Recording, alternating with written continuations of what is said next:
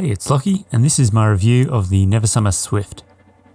I first got to ride the Swift in 2017, and I was a bit surprised that a powder board still rode well on groomers. It seems to be the same board now as it was then, though it just comes in 2 sizes now rather than the 3. It has a whole lot of stuff that help in powder, which are the directional shape, setback stance, a mid-wide width, short tail, and a pretty big 20mm of taper.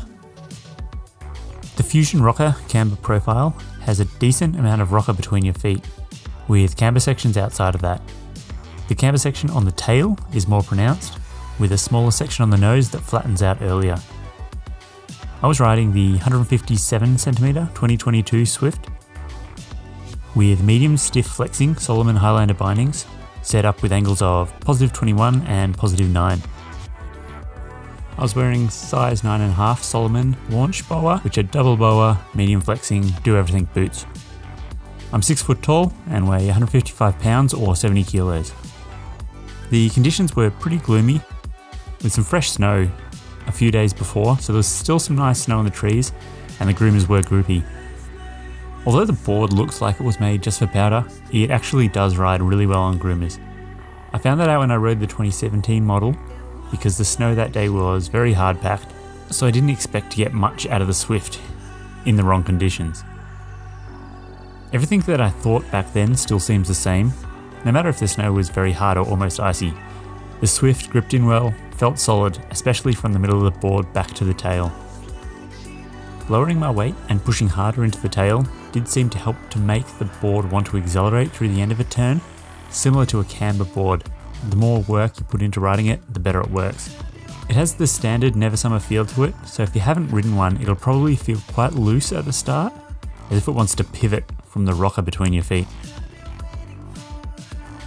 On cat tracks and flat sections of runs, you can be quite lazy, not have to worry about the board feeling twitchy or that it'll catch an edge.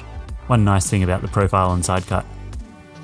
Even before you get to softer snow, it's pretty easy to see why it rides well in powder, as leaning back just a little bit lifts the whole long nose off the snow and makes the board feel like it will almost turn on the spot.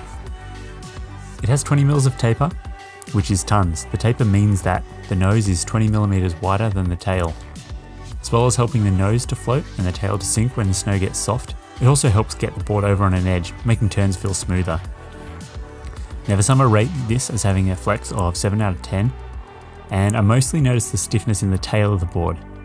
Even though it was short, it would push back decently for a hybrid board, and putting the tail down first does help take the pressure off your knees for harder landings.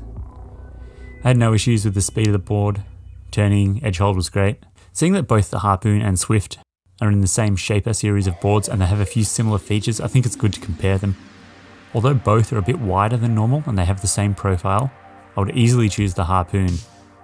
For whatever reason, I had a lot more fun on it. Both boards are fairly similar in the way that they turn, but the Swift feels like it wants to make big, drawn-out turns more naturally, while the Harpoon will make tighter turns with less effort. That isn't to say there's anything wrong with the Swift, but it does feel like a much more serious board. The playfulness of the Harpoon isn't there. If you want a hybrid board to ride fast, do big turns in open powder, it probably is the better choice. If you have any questions about the Swift, leave them in the comments below. And if you're looking at buying any new snowboard gear, search for it first on snowboardrobot.com/search to see if you can find it on sale.